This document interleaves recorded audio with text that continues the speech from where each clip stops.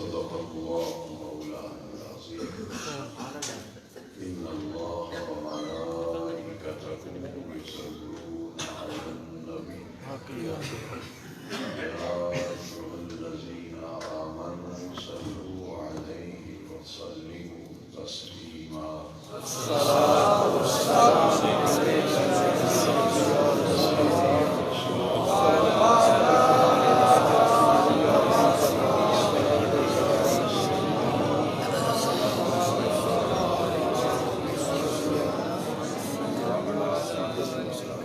معزز و محترم سامعین و حاضرین محفل پاک، ماشاءاللہ عزیز گرامی جناب حافظ محمد احمد صاحب، جنہوں نے آج کی اس محفل کے لیے مجھ سے وعدہ لیا، انہوں نے اور ان کے ساتھیوں نے آج کی محفل ہمارے دینی قافلے کے ایک اہم ساتھی، ایک اہم رفیق، گرامی مرتبت جناب امتیاز علی صاحب قادری رضوی، مرحوم و مغفور کی روح کے ایصال ثواب کے لیے اس محفل پاک کا اہتمام کیا ہے۔ ماشاءاللہ جیسا کہ اشتہارات میں ذکر کیا گیا، میری دعا ہے کہ اللہ تبارک و تعالی ان کے اہتمام، انعقاد، انتظام کو اپنی بارگاہ میں رب ذوالجلال شرف و قبولیت عطا فرمائے، اور گرامی مرتبت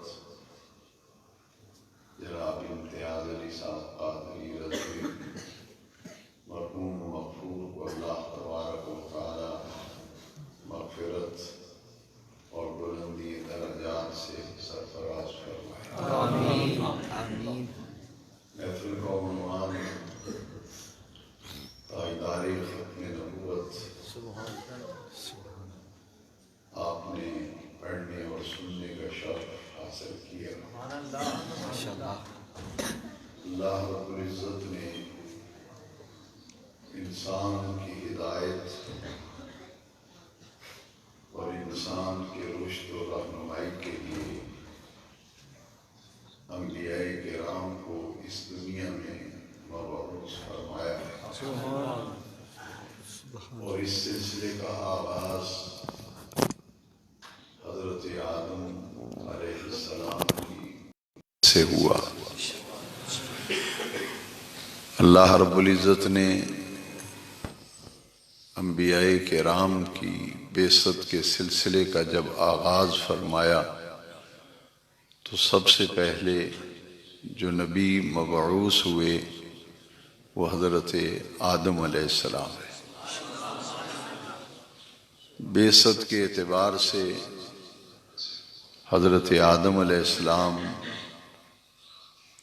تمام نبیوں میں سے پہلے نبی ہیں، اور تخلیق کے اعتبار سے ہم سب کے پیارے آقا و مولا حضور نبی کریم صلی اللہ علیہ وسلم تخلیق آدم سے بھی پہلے میرے آقا علیہ السلام کی نبوت موجود تھی۔ جامع ترمذی میں یہ حدیث شریف موجود ہے، حضرت ابو ہریرہ رضی اللہ تعالیٰ عنہ حدیث شریف کے راوی ہیں کہ حضور نبی کریم رؤوف الرحیم علیہ افضل الصلاۃ والتسلیم سے پوچھا گیا، متى وجبت لک النبوۃ یا رسول اللہ، حضور اللہ نے آپ کو نبی کب بنایا؟ تو میرے آقا کریم علیہ السلام نے فرمایا، کنت نبیا وآدم بین الروح والجسد، آدم علیہ السلام ابھی روح اور جسم کے درمیان تھے، میں اس وقت بھی نبی تھا۔ تخلیق کے اعتبار سے حضور اول ہیں، اور مدارج النبوت کی جو حدیث شریف شاہ عبداللہ محدث دہلوی نے نقل کی ہے کہ در حدیث صحیح آمدہ اند اول ما خلق اللہ نوری، اس حدیث شریف سے معلوم ہوا کہ خلقت کے اعتبار سے حضور اول ہیں اور بعثت کے اعتبار سے حضور آخر ہیں۔ تمام انبیاء کرام کے آخر میں میرے آقا کریم علیہ الصلاۃ والسلام کی بعثت ہوئی۔ یہ سلسلہ نبوت دراصل انسان کی رشد و ہدایت، اس کی رہنمائی کے لیے 1.25 لاکھ انبیاء کرام اس دنیا میں تشریف لائے، اور اس کا آغاز حضرت آدم علیہ السلام کی بعثت سے ہوا، اور نبوت جب کمال کے آخری درجے پر پہنچی تو رب ذوالجلال نے اس سلسلہ نبوت کو اپنے پیارے محبوب کریم صلی اللہ علیہ وسلم کی ذات اقدس پر ختم کر دیا۔ اور پھر نبی کریم علیہ السلام کی بڑی ہی مشہور حدیث شریف ہے، حضور نے فرمایا انا آخر الانبیاء وانتم آخر الامم، میں نبیوں میں سے آخری نبی ہوں اور تم امتوں میں سے آخری امت ہو۔ تو حضور کی اس حدیث سے آخر الانبیاء کے جو لفظ ہیں وہ بتا رہے ہیں کہ حضور نبی کریم علیہ الصلاۃ والسلام پر قیامت تک کے لیے دیا گیا، اور نبوت کا دروازہ بند ہو گیا، اب قیامت تک کوئی نیا نبی پیدا نہیں ہوگا۔ جب سلسلہ نبوت کو بند کیا گیا اور حضور آخری نبی ہیں، آخری رسول ہیں، تو پھر چاہیے یہ تھا کہ دین ہر اعتبار سے کامل اور مکمل ہو جائے، کیونکہ حضور کے بعد کوئی نیا نبی اب پیدا نہیں ہوگا۔ لہذا قرآن مجید کی نزول کے اعتبار سے آخری آیت مقدسہ جو حجۃ الوداع کے موقع پر میدان عرفات میں نازل ہوئی، اس آیت مقدسہ نے دین کی تکمیل کا اعلان عام کیا کہ ہر جہت سے، ہر سمت سے، ہر لحاظ سے، ہر اعتبار سے دین کامل ہے، اکمل ہے، مکمل ہے۔ الیوم اکملت لکم دینکم، آج تم کو مکمل کر دیا گیا۔ تو علیکم نعمتی، اور تم پر ہم نے اپنی نعمتوں کی بھی تکمیل کر دی۔ وردیت لکم الاسلام دینا، اور تمہارے لیے ہم نے دین اسلام کو پسند کر لیا۔ تو دین کامل اور مکمل اور اکمل ہے، اس لیے سلسلہ نبوت حضور پہ بند ہو گیا، قیامت تک کوئی نیا نبی نہیں آئے گا، اور ہر زمانے، ہر دور، ہر قوم، ہر دور کے تقاضوں کو یہ دین جو ہے یہ پورا کرتا ہے۔ جس دور میں بھی جو انسانی تقاضے ہیں، ضروریات ہیں، ہر پہلو پہ اسلام ہماری رہنمائی کرتا ہے۔ اسی لیے ہمارا ایمان ہے کہ اسلام مکمل ضابطہ حیات ہے، اسلام مکمل دستور زندگی ہے، یہ کامل ہے، اکمل ہے، اس میں کوئی نقص، کوئی کجی، کوئی کمی اللہ تبارک و تعالی نے نہیں چھوڑی۔ جب یہ آیت مقدسہ نازل ہوئی تو یہودیوں نے اہل اسلام کو یہ کہا کہ تمہارے قرآن میں ایک آیت ہے، اگر وہ یہود پر اور یہود کے لیے نازل ہوتی تو ہم اس دن کو عید کا دن بنا لیتے، اور تم کیسے مسلمان ہو کہ تمہیں وہ آیت دی گئی اور تم نے اس دن کو عید کا دن نہیں بنایا؟ وہ آیت اگر ہمیں ملتی تو ہم اس دن کو عید کا دن بناتے جس دن وہ آیت نازل ہوئی۔ حضرت عمر فاروق اعظم رضی اللہ تعالیٰ عنہ کو جب یہود کی یہ بات پہنچی تو آپ نے فرمایا کہ تم کہتے ہو کہ ہم اس دن کو عید کا دن بناتے، اگر یہ آیت ہمارے لیے اترتی۔ آپ نے فرمایا کہ اللہ کا شکر ہے ہماری اس دن 2 عیدیں تھیں جس دن یہ آیت مقدسہ نازل ہوئی۔ فرمایا ایک تو جمعے کا دن تھا اور دوسرا عرفہ کا دن تھا۔ تو ہمارے اہل ایمان کے لیے عرفے کا دن بھی عید کا دن ہے اور جمعے کا دن بھی عید کا دن۔ عید میلاد النبی صلی اللہ علیہ وسلم کے حوالے سے جو انگشت اعتراض بلند کی جاتی ہے اور یہ سوال کیا جاتا ہے کہ عیدیں تو 2 ہیں، تیسری عید تم نے کہاں سے نکال لی؟ تو میں یہ کہوں گا کہ ان لوگوں کی کم علمی ہے اور جہالت ہے، دین سے ناواقفیت ہے۔ ہمارے آقا کریم علیہ السلام نے تو جمعے کے دن کو بھی عید کا دن بنایا۔ ان اللہ تعالی جعل الجمعۃ عیدا للمسلمین، بلا شبہ اللہ نے جمعے کے دن کو اہل ایمان کے لیے عید کا دن بنایا۔ پھر عیدیں 2 تو نہ ہوئیں، سال میں جتنے جمعے آتے ہیں اتنی اہل ایمان کی عیدیں، اور پھر ہر سال عرفے کا دن آتا ہے۔ ذی الحج کی 9 تاریخ یہ عرفے کا دن ہے جس دن میدان عرفات میں وقوف عرفہ رکن حج کا رکن اعظم جس دن ادا کیا جاتا ہے، تو حدیث شریف کی روح سے یہ دن بھی عید کا دن ہے۔ تو حضرت عمر رضی اللہ تعالیٰ عنہ فرماتے ہیں کہ اس دن تو ہماری 2 عیدیں تھیں، ایک عرفے کا دن تھا اور ایک جمعے کا دن تھا۔ تو دین کے تکمیل کا اعلان قرآن کی یہ آیت کر رہی ہے۔ یہ حضور کی ختم نبوت پر یہ آیت مقدسہ شاہد عادل ہے، اور مفسرین نے اس پر بڑی تفصیلی بحث کی ہے۔ سورہ احزاب کے اندر رب ذوالجلال نے اپنے محبوب کریم علیہ السلام کے خاتم النبیین ہونے کا قرآن مجید میں اعلان فرمایا۔ ما کان محمد ابا احد من رجالکم ولکن رسول اللہ وخاتم النبیین، کہ میرے پیارے محبوب صلی اللہ علیہ وسلم تم مردوں میں سے کسی کے باپ نہیں، ولیکن رسول اللہ، لیکن اللہ کے رسول ہیں،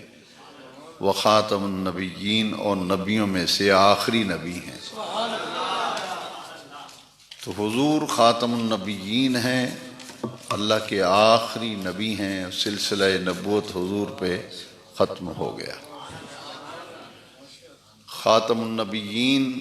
کا معنی ہے نبیوں میں سے آخری نبی۔ اور اگر اس خاتم النبیین کے مفہوم کو سمجھنے کے لیے کہ خاتم النبیین کا مطلب کیا ہے، معنی کیا ہے، مفہوم کیا ہے، بہت سے لوگ لفظ خاتم النبیین سے دھوکہ دینے کی کوشش کرتے ہیں اور یہ کہتے ہیں کہ مرزا قادیانی دجال جو تھا اس کی نبوت حضور کی نبوت کے معاذ اللہ تابع ہے، اور وہ کوئی نئی شریعت نہیں لے کے آیا بلکہ حضور کی شریعت ہی لے کر وہ آیا ہے۔ اس غلط فہمی کے ازالے کے لیے یہ حدیث شریف ہمیشہ پیش نظر رکھنی چاہیے۔ دین کی باتیں سیدھی اور سادہ، جس میں کوئی الجھن، کوئی مشقت، کوئی دقت و دشواری سمجھنے میں نہیں آتی، ان باتوں کو پیش نظر رکھنا چاہیے، بجائے اس کے کہ کسی منطقی اور فلسفی بحث میں الجھا جائے۔ میں بالکل سیدھی اور سادہ 2-3 باتیں عرض کروں گا۔ یہ حدیث شریف جو ہے اس میں خاتم النبیین کا معنی حضور خود فرما رہے ہیں۔ ایک خاتم النبیین کا معنی قادیانی مرتد کرتا ہے، اور میں آپ کے سامنے حضور نبی کریم علیہ السلام خاتم النبیین کا جو مفہوم، جو معنی، جو مطلب میرے آقا نے بیان فرمایا وہ میں آپ کی خدمت میں عرض کرتا ہوں۔ حضور نے فرمایا انا خاتم النبیین لا نبی بعدی، انا خاتم النبیین لا نبی بعدی، میں نبیوں میں سے آخری نبی ہوں، لا نبی بعدی، میرے بعد کوئی نبی نہیں۔ آپ نے بس ایک بات یاد رکھنی ہے، یہ لا جو ہے عربی گرامر کے اعتبار سے لا نفی جنس ہے، لا نفی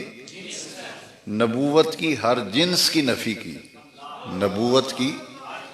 ہر جنس کی نفی کی۔ جنس سے مراد کیا ہے کہ تشریع نبی، غیر تشریع نبی، ذلی نبی، بروزی نبی، ہر قسم کی نبوت کی اس حدیث میں نفی کر دی گئی۔ لہٰذا مرزائی اور قادیانی جو دھوکہ دیتے ہیں کہ جی حضور کی نبوت کے تابع ہے، یہ ذلی نبی ہے، یہ بروزی نبی ہے، یہ غیر تشریعی نبی ہے، کوئی نئی شریعت لے کے مرزا نہیں آیا بلکہ وہی شریعت لے کے آیا جو حضور لائے تھے معاذ اللہ، تو اس سے لائے نفی جنس کو اگر آپ سمجھ جائیں، انا خاتم النبیین لا نبی بعد، نبوت کی ہر جنس کی نفی کر دی، نہ تشریعی نبی میرے بعد آئے گا، نہ غیر تشریعی نبی آئے گا،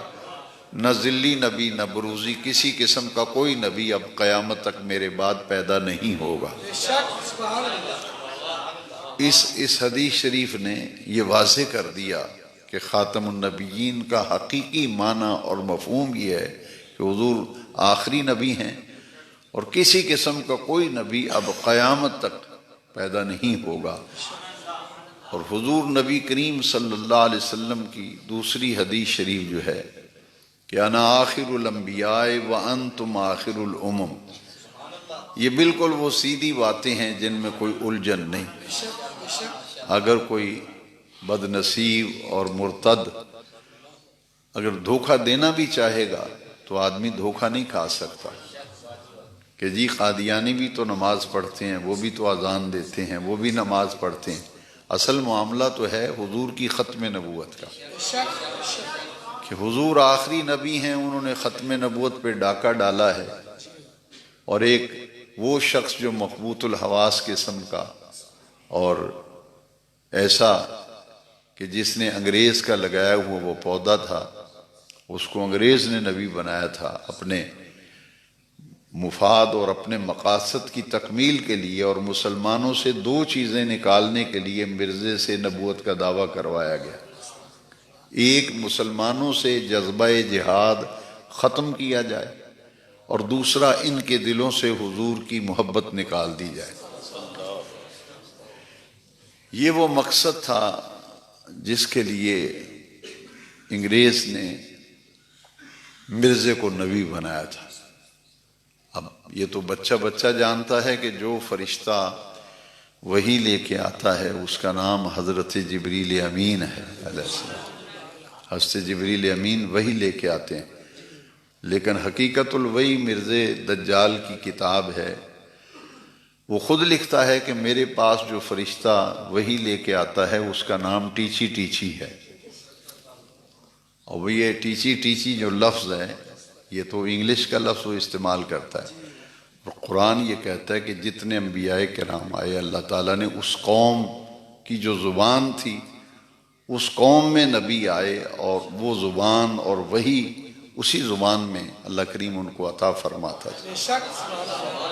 تو مرزا پیدا ہندوستان میں ہوا دجال، اور کہتا ہے کہ مجھے انگلش میں وہی آتی ہے آئی لو یو، یہ حقیقت الوحی اس کی اپنی کتاب ہے، کہتے ہیں رات کو مجھے وہی آئی ہے آئی لو یو، اور پھر ایسے اس کی وہی جب پڑھتے ہیں تو حیران ہوتا ہے بندہ کہ کیسے یہ لوگ ہیں جو اس کو نبی مانتے ہیں۔ کہتے ہیں مجھے رات کو وہی آئی ہے یا ایھا النبی باورچی خانے رہیو، یا ایھا النبی باورچی خانے رہیو، یہ اس کی کتاب ہے حقیقت الوحی، اس میں یہ لکھا ہے۔ اور اس قسم کی وہ باتیں کہ جو میں سمجھتا ہوں کہ اخلاق سے بہت گری ہوئی باتیں جو اس نے اپنی کتابوں میں لکھی ہیں، اور جہاد کے حوالے سے اس کی کتاب ہے منظوم، جس میں اس نے شعر وغیرہ لکھے، در سمین اس کتاب کا نام ہے۔ اس میں کا ایک ہی مصرع میں بیان کروں گا، دوسرا تو وہ میرا اجازت نہیں دیتا ایمان کہ میں اس پہ بات کروں۔ وہ کہتا ہے چھوڑ دو اے دوستو اب جہاد کا خیال، چھوڑ دو اے دوستو اب جہاد کا خیال۔ یعنی انگریز یہ چاہتا تھا کہ مسلمانوں سے جہاد کا جذبہ نکال دیا جائے، حضور کی محبت لوگوں کے دلوں سے نکل جائے۔ ڈاکٹر اقبال نے بھی اس فرنگی سامراج کی سازش کو بے نقاب کیا تھا اور نشاندہی کی تھی۔ اقبال نے کہا تھا کہ ان کا یہ پلان جو ہے، منصوبہ اور سازش یہ ہے کہ وہ فاقہ کش جو موت سے ڈرتا نہیں ذرا، وہ فاقہ کش جو موت سے ڈرتا نہیں ذرا، روح محمد اس کے بدن سے نکال دو صلی اللہ علیہ وسلم۔ یہ تھا اصل انگریز کا پلان کہ مسلمانوں کے دلوں میں جو حضور کی محبت کا جذبہ ہے، روح ہے، جذبہ جہاد ہے، اسے نکال دیا جائے۔ اس کے لیے پھر ایک بڑا پاپڑ بیلے، پہلے اس نے مجدد ہونے کا اعلان کیا، مسیح موعود ہونے کا اس نے دعویٰ کیا، پھر نبوت کا ڈھونگ رچا دیا۔ لیکن یہ ایک تاریخی ثابت شدہ بات ہے کہ سب سے پہلے جس شخصیت نے عقیدہ ختم نبوت کا تحفظ کیا تھا، اور بلکہ یہ اگر کہا جائے کہ تحریک تحفظ ختم نبوت کے مجاہد اول اور دائی اول حضرت ابو بکر صدیق ہیں رضی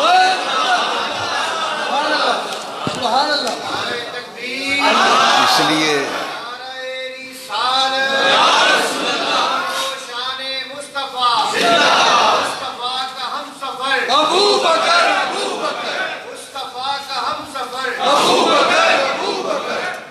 یہ حضور کی ظاہری حیات طیبہ میں ہی یہ بدبخت ہوا تھا، مسلمہ جس کا نام تھا، مسلمہ کذاب۔ حضور کی ظاہری حیات مقدسہ کے آخری ایام میں اس نے نبوت کا دعویٰ کر دیا تھا، اور حضور کا جب وصال ہوا تو بہت سے لوگ مرتد ہو گئے تھے، ہزاروں کی تعداد میں، کیونکہ اس نے جھوٹی نبوت کا ڈھونگ رچایا تھا اور نبی ہونے کا اعلان کیا تھا۔ ادھر سیدنا صدیق اکبر رضی اللہ عنہ جب خلیفہ بنے تو یہ ایک بہت بڑی آزمائش اور امتحان تھا کہ اس فتنے کی سرکوبی، یہ سر فہرست جتنے بھی امور طے پائے تھے کہ خلافت کا نظام حضرت ابوبکر نے سنبھالا، زمام خلافت ان کے ہاتھ میں آئی، تو انہوں نے دو باتیں سب سے پہلے پیش نظر رکھی۔ ایک یہ فتنہ اٹھا تھا، اسے کہتے ہیں فتنہ انکار ختم نبوت، کہ ختم نبوت کے انکار کا فتنہ اٹھا اور مسلمہ کذاب نے جھوٹی نبوت کا ڈھونگ رچایا۔ اور پھر بعد میں کیا ہوا کہ مانعین زکوٰۃ کا ایک ٹولہ جو ہے وہ پیدا ہو گیا، جنہوں نے زکوٰۃ دینے سے انکار کیا تھا کہ ہم زکوٰۃ نہیں دیتے، اور معاذ اللہ یہ کہا کہ یہ زکوٰۃ جو ہے یہ تو ٹیکس ہے، ٹیکس کا نظام ہے، تو ہم تو یہ نہیں دیتے۔ ایک تھا مانعین زکوٰۃ کا فتنہ اور ایک تھا فتنہ انکار ختم نبوت۔ ان دونوں فتنوں کے تعاقب میں حضرت سیدنا ابوبکر صدیق رضی اللہ تعالیٰ عنہ نے وہ تاریخی کردار ادا کیا کہ آپ نے ہمیشہ ہمیشہ کے لیے اس فتنے کی بے کنی کی، اور مسلمہ کذاب جو ہے وہ واصل جہنم ہوا اور مارا گیا۔ اسی طرح اسود انسی نے نبوت کا دعویٰ کیا تھا، ایک عورت تھی جس کا نام سجاح تھا، اس نے بھی نبوت کا دعویٰ کیا تھا۔ تو یہ جھوٹے مدعیان نبوت، تاریخ اسلام اس بات پر گواہ ہے کہ جس نے بھی نبوت کا ڈھونگ رچایا اور اپنی نبوت کا دعویٰ کیا، اسے قذاب سمجھ کر اس پر ارتداد اور کفر کا فتویٰ صادر کیا گیا، اور بہت سے جھوٹے مدعیان نبوت کو واصل جہنم کیا گیا۔ اس لیے کہ عقیدہ ختم نبوت کا تحفظ یہ مسلمانوں کی اولین ذمہ داری تھی، جس کے لیے حضرت سیدنا ابوبکر صدیق رضی اللہ تعالیٰ نے قیادت فرمائی، اور آپ تحریک تحفظ ختم نبوت کے مجاہد اول ہیں اور داعی اول ہیں، اور آپ نے ہمیں ایک راہ جو ہے وہ دکھا دی کہ قیامت تک جو بھی نبوت کا دعویٰ کرے گا وہ مرتد ہوگا، اس پر ارتداد کا حکم صادر ہوگا اور اس پر کفر کا حکم لگے گا، اور تمام اس کے ماننے والے اور متبعین جو ہیں ان پر بھی ارتداد کا فتویٰ لگتا ہے، مرتد ہے۔ تو حضور سرور کونین صلی اللہ علیہ وسلم کی یہ حدیث شریف جو ہے، حضور نے فرمایا انا آخر الانبیاء وانتم آخر الامم، میں نبیوں میں سے آخری نبی ہوں اور تم امتوں میں سے آخری امت۔ ابھی آخر الامم کا جو لفظ ہے اس پہ تھوڑا سا توجہ دیں کہ امت تو نبی کی ہوتی ہے، تو جب حضور کے بعد قیامت تک کوئی نبی آنا ہی نہیں تو امت کیسے ہوگی؟ پھر امت کیسے ہوگی؟ پھر یہ حدیث شریف کے لفظ بتا رہے ہیں وَأَنْتُمْ آخِرُ الْأُمَمْ، تم آخری امت ہو، تمہارے بعد کوئی امت ہی نہیں۔ تو جب حضور کے بعد امت ہی کوئی نہیں تو نبی کیسے آئے؟ مَا كَانَ مُحَمَّدٌ أَبَا أَحَدٍ مِّن رِّجَالِكُمْ وَلَكِنْ رَسُولَ اللَّهِ وَخَاتَمَ النَّبِيِّينَ وَكَانَ اللَّهُ بِكُلِّ شَيْءٍ عَلِيمًا۔ حضور خاتم النبیین ہیں اور قیامت تک کوئی نیا نبی پیدا نہیں ہوگا۔ سیدی اعلیٰ حضرت امام شاہ احمد رضا خان فاضل و محدث بریلوی علیہ رحمہ نے، آپ نے فتنہ قادیانیت و مرزائیت کے خلاف بڑا زوردار علمی اور تحقیقی کام کیا ہے۔ آپ کی بہت سے مقالہ جات اور تصانیف عقیدہ ختم نبوت کے تحفظ پر موجود ہیں، اور میں اکثر یہ کہا کرتا ہوں کہ اللہ تبارک و تعالیٰ نے امام احمد رضا سے جو کام لیا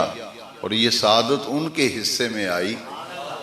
کہ فتنہ قادیہ، آپ کی زندگی کی جتنی بھی تصانیف ہیں، جو تذکرہ نگار ہیں وہ کہتے ہیں کہ امام احمد رضا نے 1200 سے زیادہ کتابیں تصنیف فرمائیں، 1200 سے زیادہ کتابیں تصنیف فرمائیں، اور ان کی زندگی مبارکہ کی آخری تصنیف جو ہے وہ فتنہ قادیانیت کی بے کنی کے لیے ہے۔ یہ آخری تصنیف ہے، اس کے بعد امام احمد رضا کا وصال ہو گیا تھا۔ 1921 میں سیدی اعلیٰ حضرت کا وصال ہوا، اور کتاب کا نام بڑا پیارا رکھا، الجراز الدیانی علی المرتد القادیانی، قادیانی مرتد کے سر پر خدائی تلوار۔ اور تاجدار گولڑا شریف حضرت پیر سید مہر علی شاہ صاحب رحمۃ اللہ تعالی علیہ، انہوں نے مرزے کی جو موت واقع ہوئی ہے، یہ حضرت پیر مہر علی شاہ صاحب تاجدار گولڑا شریف نے پیشین گوئی فرمائی تھی۔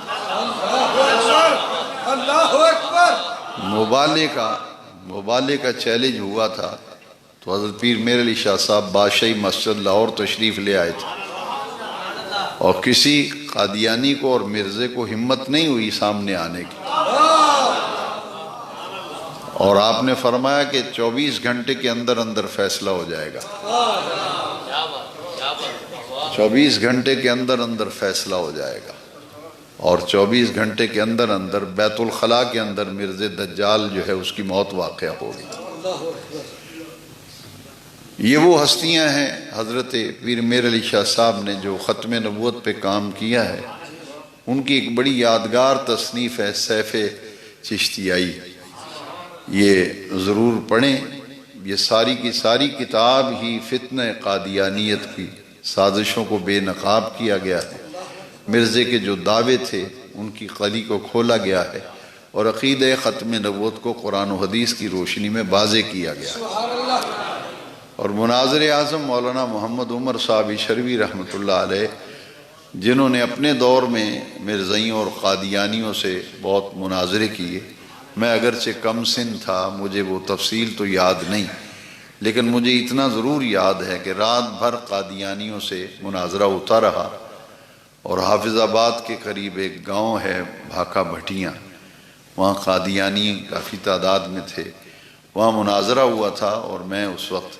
تیسری یا چوتھی کلاس میں پڑھتا تھا۔ اس دور میں بجلی نہیں تھی اس گاؤں کے اندر، تو یہ لیمپ جو گیس ہوتے تھے یہ جلا کر رات بھر مناظرہ ہوتا رہا تھا، اور مولانا محمد عمر چلوی رحمۃ اللہ علیہ اس پر دلائل دیتے تھے ختم نبوت پہ،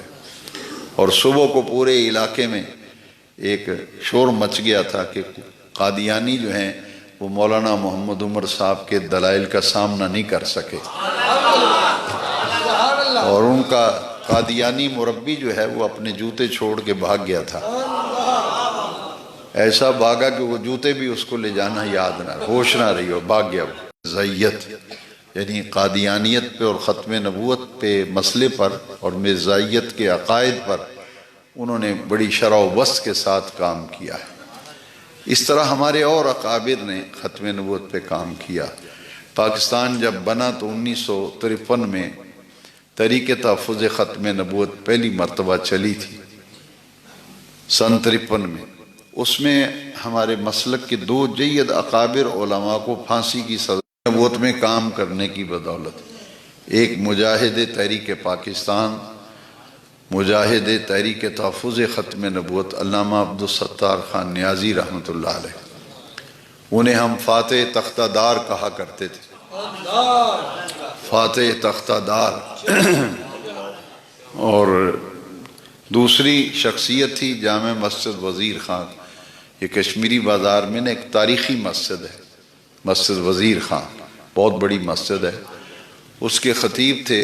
حضرت علامہ سید ابو الحسنات شاہ صاحب رحمۃ اللہ علیہ، جنہوں نے قرآن مجید کی تفسیر بھی لکھی ہے، تفسیر الحسنات۔ ان کے وصال کے بعد ان کے صاحبزادے سید خلیل احمد شاہ صاحب قادری یہ اس مسجد میں خطیب رہے۔ تو علامہ ابو الحسنات سن 53 کی تحریک ختم نبوت میں مجلس عمل کے صدر تھے۔ وہ لاہور سے گرفتار ہوئے تھے اور 3 سال جیل میں رہے تھے۔ کتنے سال؟ 3 سال مسلسل اور متواتر ایک ہی کراچی کی جیل میں رہے، اور جب جیل سے باہر آئے تھے تو ہڈیوں کا ڈھانچہ رہ گیا تھا۔ مینٹل ٹارچر جیل میں ان پہ کیا جاتا تھا، اور وہ کراچی جیل میں تھے کہ اس دوران ان کی ذہنی اذیت دینے کے لیے ان کو یہ خبر پہنچائی گئی، کیونکہ ان کے بیٹے مولانا سید خلیل احمد قادری خود تو وہ کراچی جیل میں تھے علامہ ابو الحسنات، اور ان کے بیٹے سید خلیل احمد قادری اور مولانا نیازی دونوں کو اکٹھے ہی سزائے موت سنائی گئی تھی، پھانسی کی سزا عدالت نے سنا دی تھی۔ یہ تو اللہ تبارک و تعالیٰ کا کرم ہوا کہ بعد میں چند دن بعد یہ دونوں سزائیں جو ہیں یہ ختم ہو گئیں۔ علامہ خلیل احمد قادری صاحب کو جب سزائے موت ہوئی تو کراچی میں ان کے والد صاحب جیل میں تھے، ان کو سازش کے تحت بتایا گیا کہ آپ کے بیٹے اکلوتے بیٹے تھے، ان کے ایک ہی بیٹے تھے خلیل احمد قادری، انہیں بتایا گیا کہ آپ کے بیٹے کو لاہور میں پھانسی دے دی گئی ہے۔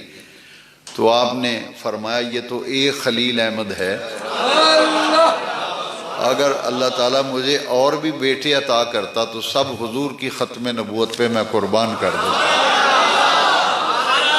اور بیٹے ہوتے تو وہ بھی۔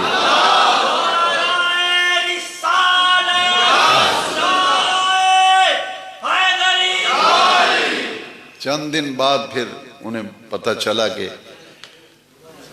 پھانسی نہیں دی گئی اور سزائے موت جو ہے وہ بھی اب تبدیل کر دی گئی ہے۔ یہ ہمارے وہ اکابر علماء ہیں، اور 1857 کی جنگ آزادی میں مجاہد تحریک آزادی علامہ فضل خیر آبادی رحمۃ اللہ علیہ، جنہوں نے انگریز کے خلاف فتوی جہاد دیا تھا، ان کو کالے پانی کی سزا دی گئی، جزیرہ انڈیمان بھیجا گیا، اور ان کو باقاعدہ پھانسی کے پھندے پہ لٹکایا گیا اور پھانسی دی گئی۔ مفتی عنایت احمد صاحب کاکوروی رحمۃ اللہ علیہ کو انگریز کے خلاف 1857 کی جنگ آزادی میں فتوی دینے کی وجہ سے ان کو دلی کے چاندنی چوک میں ان کو بھی پھانسی کی سزا دی گئی، اور ان کی پھانسی دینے کے بعد ان کی لاش کو دلی کے چاندنی چوک میں الٹا لٹکا دیا گیا تھا۔ یہ ہمارے اسلاف کرام کی قربانیاں ہیں جن کی بدولت الحمدللہ آج ہمارے پاس وہ عقیدہ ختم نبوت کا جس پر آج علماء اسلام پیرا دے رہے ہیں، جس کے تحفظ کے لیے اپنی زندگیاں وقف کی ہوئی، اس کی ایک پوری تاریخ ہے۔ پھر 1974 میں تحریک تحفظ ختم نبوت چلی تھی، نشتر میڈیکل کالج کے طلباء، ان کا ایک ٹور جو ہے وہ سیر و تفریح کے لیے گیا، اور جب وہ روا ریلوے اسٹیشن پہ پہنچا، چناب ایکسپریس کے ذریعے ملتان سے یہ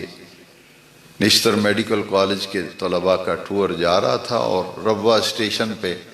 ختم نبوت زندہ باد کا انہوں نے نعرہ لگایا تھا۔ اور جب یہ لوگ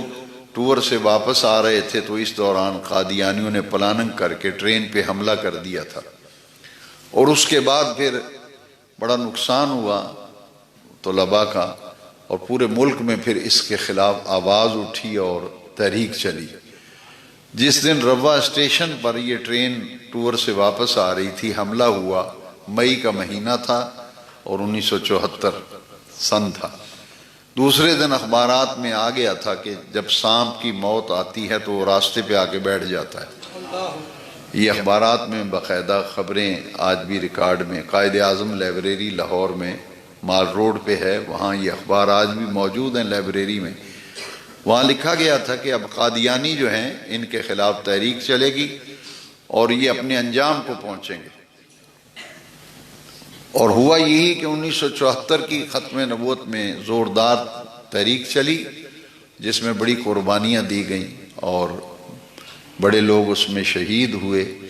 آخر کار اس وقت ملک کے پرائم منسٹر تھے ذوالفقار علی بھٹو۔ آئینی طور پر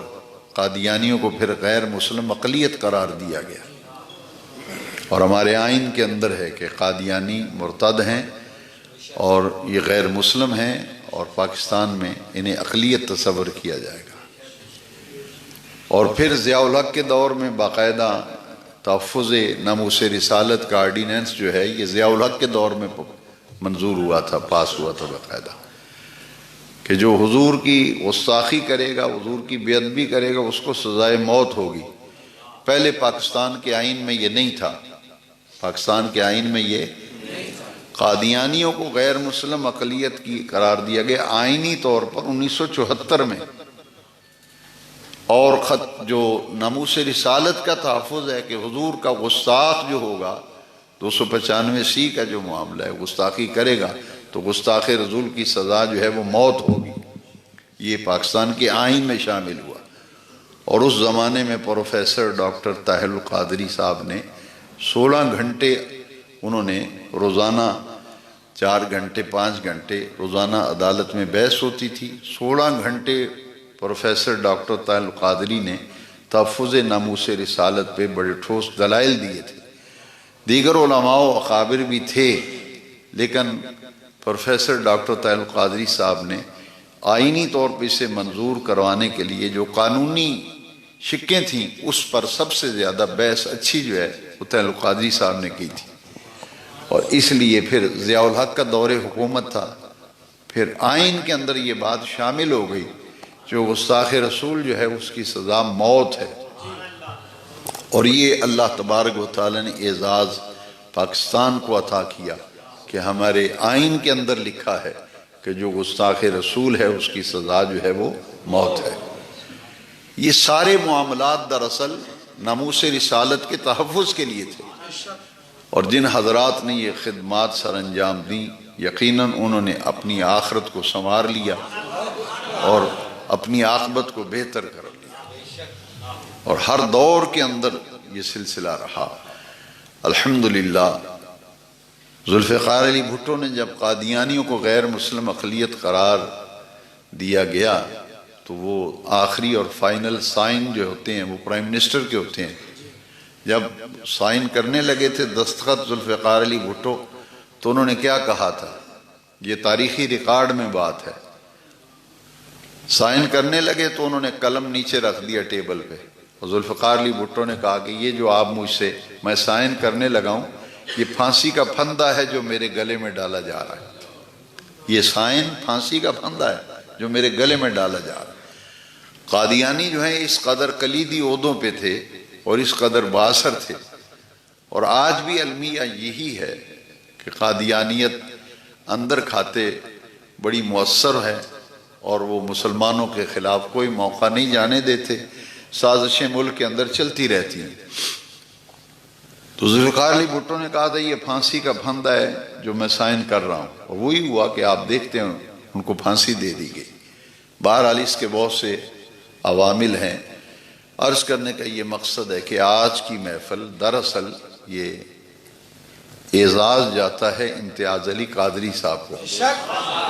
اب یہ تو مجھے یاد نہیں ہے کتنی سالانہ ہے، بہرحال وہ ہر سال ستمبر کے مہینے میں 7 ستمبر کو قادیانیوں کو غیر مسلم اقلیت قرار دیا گیا تھا 1974 میں جی. تو اس تاریخ کی نسبت سے وہ ہر سال یوم تحفظ ختم نبوت کا یہاں پروگرام کرتے تھے اس مسجد میں. تو اس سال وہ پروگرام مصروفیات تھی میلاد شریف کی اور دیگر، وہ ان دنوں میں محرم شریف کا مہینہ تھا، تو محرم شریف کے مہینے کی مصروفیات کی وجہ سے وہ پروگرام آج ہوا ہے. یہ آج کے محفل کا پس منظر تھا کہ 7 ستمبر کو امتیاز علی قادری صاحب اس مسجد میں یوم تحفظ ختم نبوت کی محفل کا انہوں نے آغاز کیا تھا. اور اس سال وہ محرم میں چونکہ ستمبر کا مہینہ تھا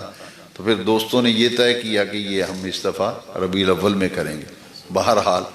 ختم نبوت کے عنوان پر یہ مختصر سا ایک خاکہ و پس منظر اور کچھ ضروری معلومات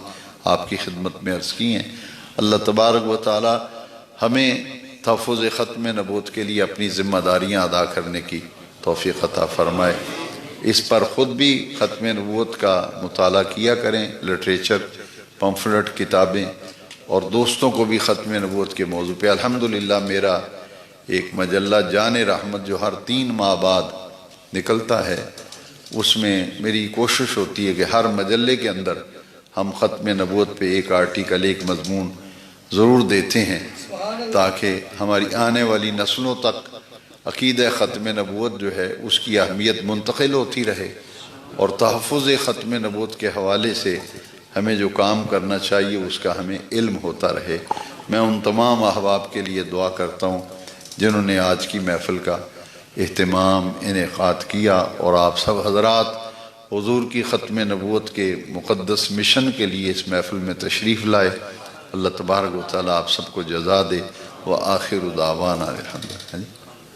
آپ اعلان کریں.